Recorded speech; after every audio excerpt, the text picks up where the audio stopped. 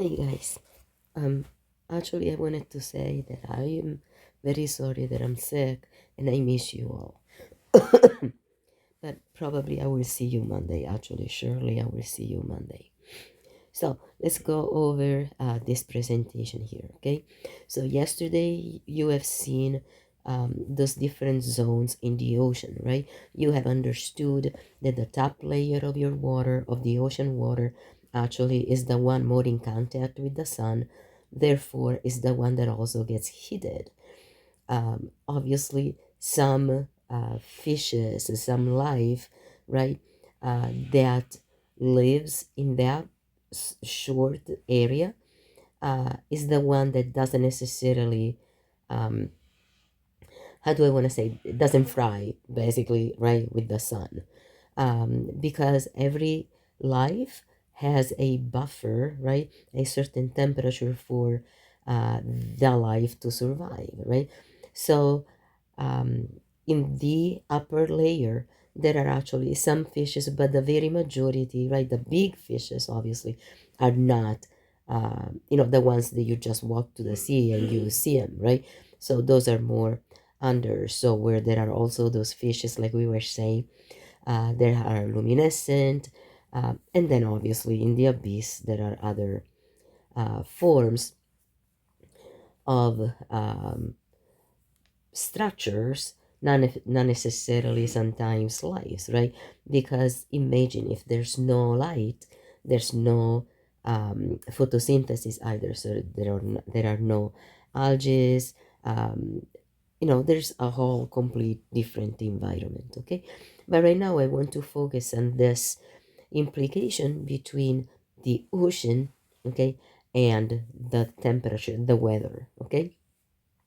And then we will go also for understanding how to predict weather and difference between climate and weather, and that's fun, I think. Okay, so uh, this is what I said. Guys, if you have not taken your supplies and you're not ready to write notes, stop the video and go get your supplies, right? In an orderly manner, follow your teacher's directions, but I need you to have your supplies in such a way that you take notes. Okay, it's super important that you write those information, and obviously I hope that those notes are not staying in the notebook, but actually you take them home and you actually study. Okay, so when you're ready, start again the video. So I want to start with some definitions. Okay, so definitely this is a good definitions to know. Okay, so air mass.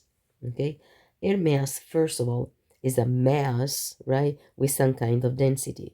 Now I have here the lava lamp. Remember how the lava lamp was made? This is more like a lens. But there were those bubbles, remember? That they will go up and down, right? Up and down. So this was a convection motion, okay? And this convection motion is the one responsible for moving the continent's plates, right? So when the wax was close to the heat, so let's say that this is heat, right? The lava lamp, the wax would expand. So instead of being like this, became more like this. So it's less dense. Because if this is my unit of measurement, right? In this unit of measurement, I may take this amount, right? This is the same square, basically, right? So I have to have the same comparison. Otherwise, I have no comparison at all, right? I cannot compare a person with an elephant and say, oh, which one is stronger? Well, duh. Obviously, I'm not competing against an elephant when I go to the Olympics, right? So we got to have the same reference. So if this is the square that I'm using, this is also the square that I'm using for this, right? And in this square, for example, I have 10 dots. But because this one has expanded, now the 10 dots are in the whole blob there. So probably here I have only 3 versus here that I have all those 10, right? So because I have less, then this is less dense, okay? So density is basically the amount of those particles per unit volume. That's how you define it, okay? So I'll write it here. Density, okay, is equal to, let's say, number of particles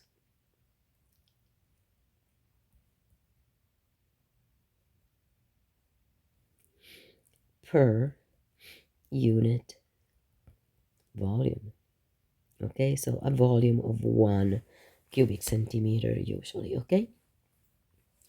So, but because it's 1, has to be 1 cubic centimeter, okay?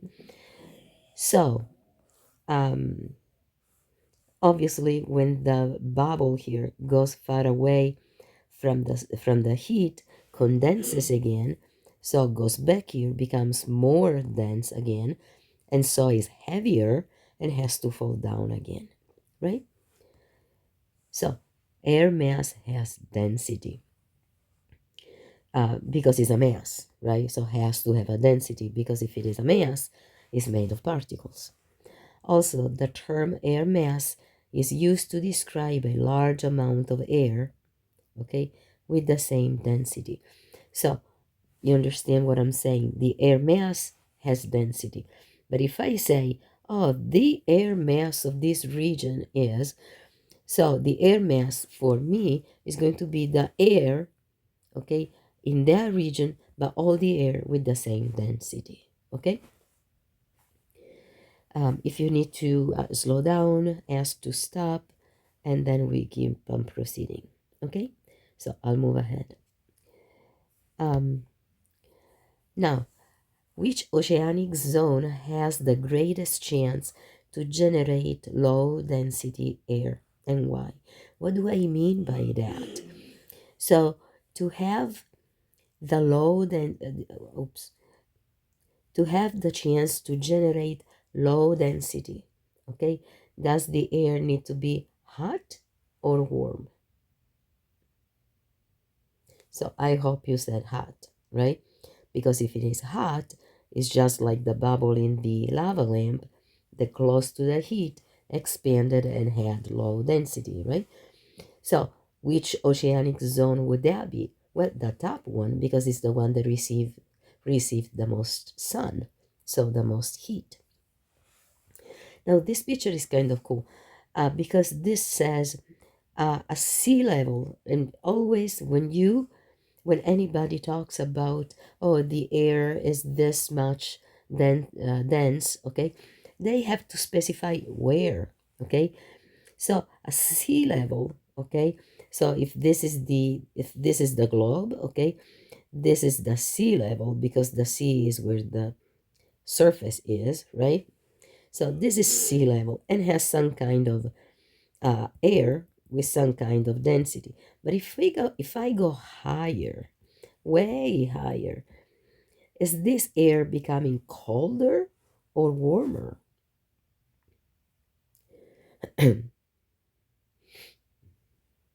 So if you have, so here they say the sea, a sea level, they are saying is cold and dry day. So it's a day that is cold and dry. Therefore, the airplane just shoots up, okay, because goes toward a low density altitude, okay, because it's a cold and dry day. That's why I didn't answer to this question because I didn't give you enough information, okay? Um, if it is cold and dry, the air here is so high, right? The density is high.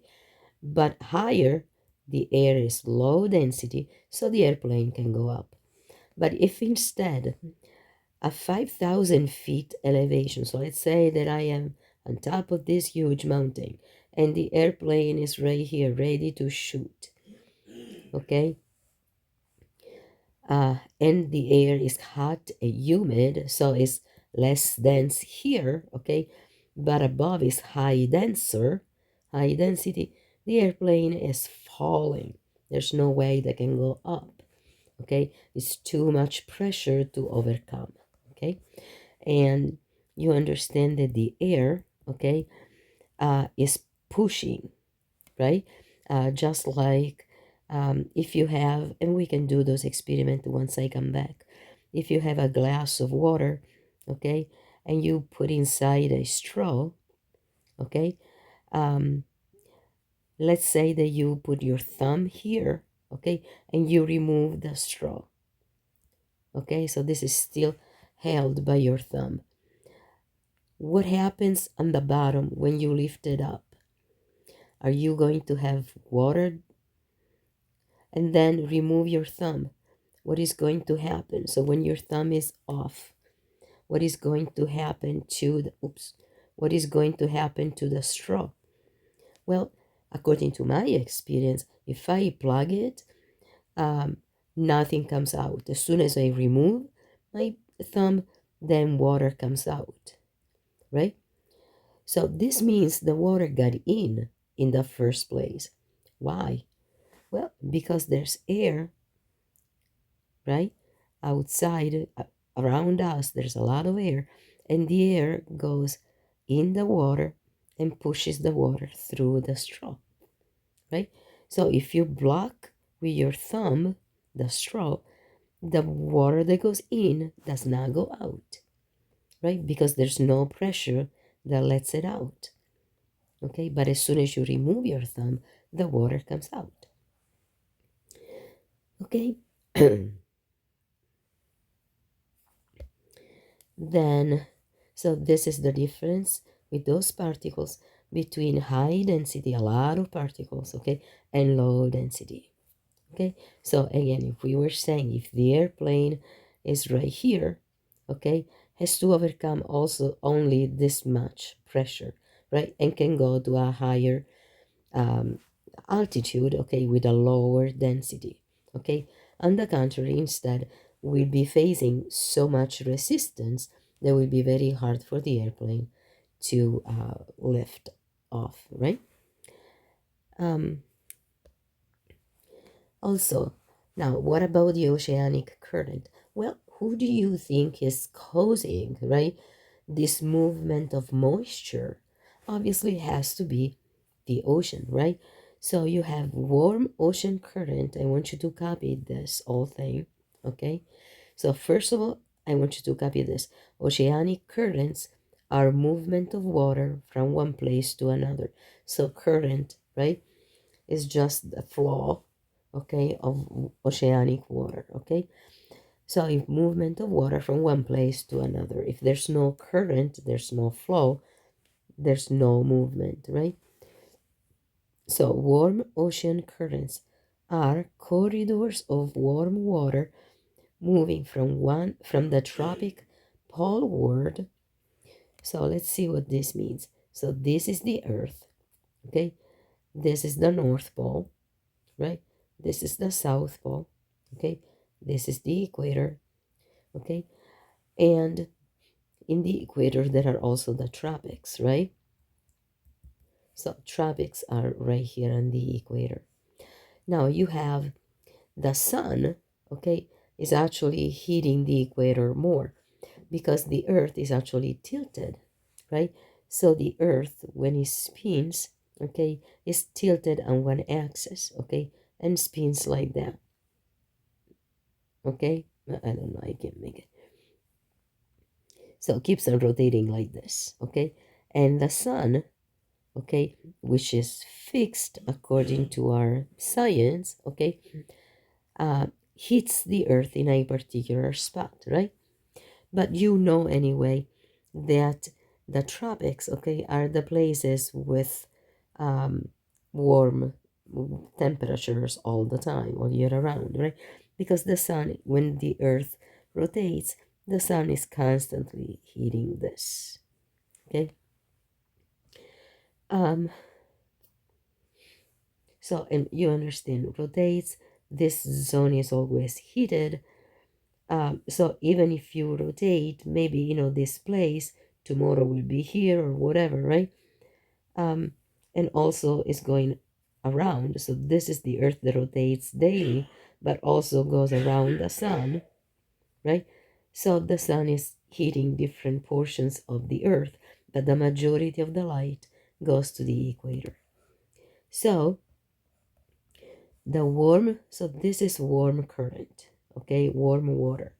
And the warm water rises, okay, because it's warm, rises and goes toward the North Pole, okay. But as it goes toward the pole, okay, um, then it loses energy because heat is energy, right?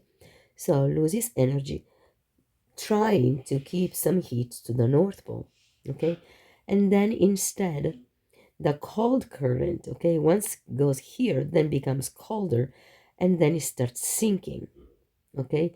So the warm rises, the cold sinks, okay. And when it sinks, then is giving off, actually is taking in energy as much as he can, right? uh, but has lost energy here, and here it goes closer and closer to the equator, warms up again, and then starts one more time. Okay, so make sure that you understand this. Eventually ask me. Okay, so the absorption of energy, okay, is what is important. Okay, so remember that heat is energy. Okay, and without the sun we have no energy. So ocean currents also, so because of what we said, act like a conveyor belt. And you know this because we have seen it here, right? We have seen it with the mantle, right? We have seen it with the asthenosphere. We have seen that those continents, right, move, separate, therefore creating new lands, right? So you know that there are those convection um, motions, okay. um right, and so those are all examples, okay, for this convection motion. Then ocean currents, quindi, so they act as a conveyor belt of warm and cold, just like the lava lamp, right? So if this is where the heat is, right, the temperature is hot. Actually, let's see if I can make it prettier. So it's hot and then cools down and then comes down and warms up again and goes around and around. Okay, so this circulation here is your conveyor belt. Okay, and the ocean is crucial to heat the planet, obviously, because there's the sun. No sun, no nothing, right? So obviously the sun is the heat. The cause for the heat is the sun, yes. Okay, so this we just discussed. Also, guys, another cool thing is that higher humidity is connected to water being lighter. How is so? Can you think about it? So if it is high humidity, in which state is the water? Probably it's water vapor, right? Because humidity means there is so foggy, right? Means there's so much water vapor. So if it is a vapor, okay, then it's not liquid, it's air, right? So the water from liquid becomes lighter, okay, and so has a lower pressure. Make sense? So that's the why. So what other phenomenon are there? And could I be a waterman, or you eventually? Is this something that you might be interested into? So we are going to explore. So for now we're done. I just have a word puzzle for you to do exactly using the notes that you have written, okay? No help from each other, okay? Um, but the other thing that you need to learn and I need to go through, okay, are the following. Wind. What is wind? What is created by? Why there's wind? And then how is the gravity important? And then seasons and sun, which we kind of touched, okay? The Gulf current. And actually, there's another thing, okay, that is called the Coriolis force. Ah, Coriolis force. And even though people say that what I'm about to say is not true, if you find a different reason for it, let me know. So I want you to, when you go to the bathroom today, okay, at your home, don't waste time in school, watching the toilet, okay, if you have paper there, or if you have other substances that are denser, okay, watch what happens, okay. It's going straight down, it's circulating, what's going on. So observe that first, and then obviously we are going to discuss it as well, okay. And I'll see you later.